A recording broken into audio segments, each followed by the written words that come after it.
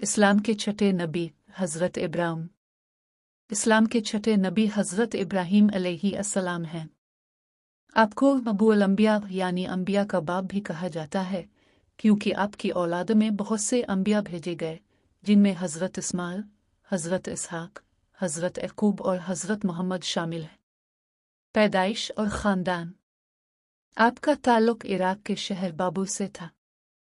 आपके वालिद का नाम आज़र था, जो बुत परस्त था। हज़रत इब्राहीम बचपन से ही बुत परस्ती के खिलाफ थे। तौहीद का पैगाम। हज़रत इब्राहीम ने अपनी कौम को सिर्फ एक अल्लाह की इबादत की दावत दी और कहा, मेरा रब वो अल्लाह है जिसने मुझे पैदा किया और वही मेरी रहनुमाई करता है। लेकिन कौम ने आपकी बात ना मानी और बुत परस्ती करती रही। बुत तोड़ने का वाक़या। कौम के मेले के दिन इतने बुत गड्ढे में मौजूद सब बुत तोड़ दिए और बड़े बुत के हाथ में कुल्हाड़ा रख दिया। जब लोगों ने पूछा, ये किसने किया? कितने जवाब दिया, ये बड़े बुत से पूछो। इस बात का मकसद कौम को सोचने पर मजबूर करना था कि बुत ना सुनते हैं ना बोलते हैं। आग में फेंकने का वाक़या। कौम ने ईद को सज़ा देने के लिए बहुत बड़ी आग जलाई और आपको मंजनीक से आग में फेंका गया।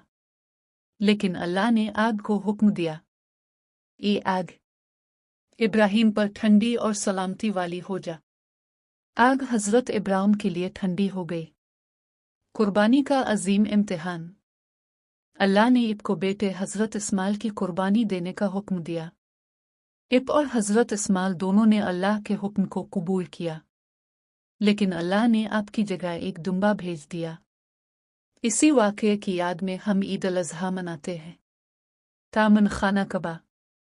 हज़रत इब्राहीम और उनके बेटे हज़रत इस्माइल ने अल्लाह के हुक्म से खाना कबा तामीर किया और दुआ की, ये हमारे रब, हम दोनों को फरमाबरदार बना और हमारी औलाद में भी फरमाबरदार लोग पैदा फरमा।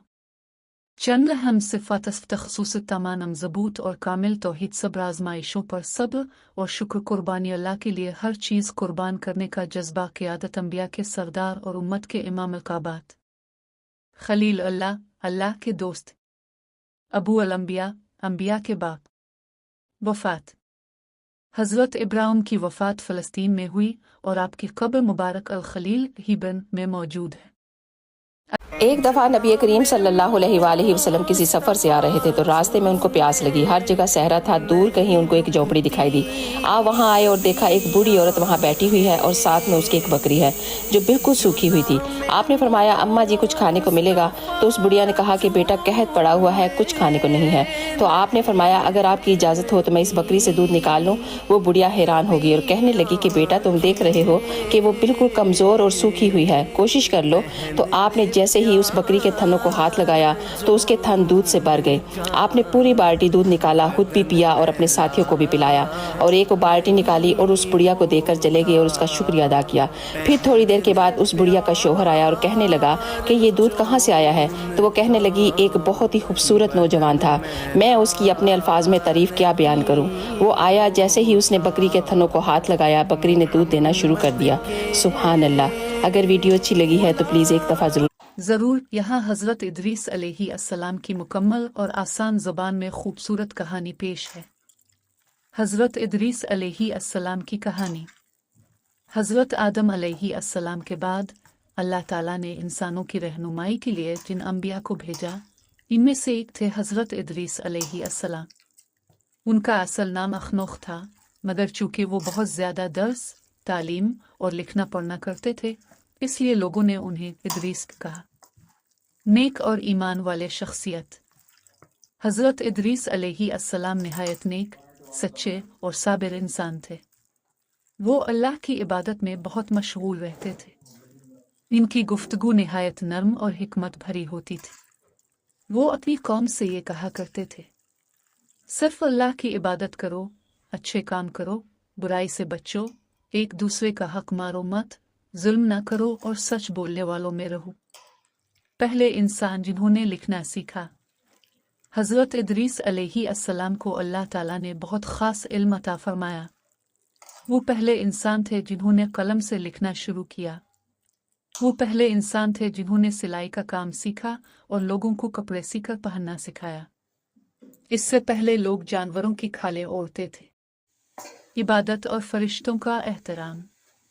حضرت ادریس علیہ السلام ہر روز اللہ کی عبادت میں وقت گزارتے تھے۔ وہ روزے رکھتے اور راتوں کو عبادت کرتے تھے۔ ان کے دل میں اللہ کا خوف اور محبت بھری ہوئی تھی۔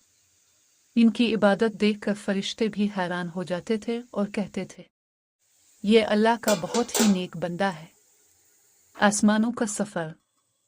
ایک دن ایک فرشتہ حضرت ادریس علیہ السلام کے پاس آیا۔ حضرت ادریس علیہ السلام نے فرمایا، میری خواہش ہے کہ میری عمر بڑھ جائے تاکہ میں زیادہ عبادت کر سکوں۔ فرشتہ انہیں آسمانوں کی طرف لے گیا۔ جب وہ چوتھے آسمان پر پہنچے تو وہاں ملک الموت سے ملاقات ہوئی۔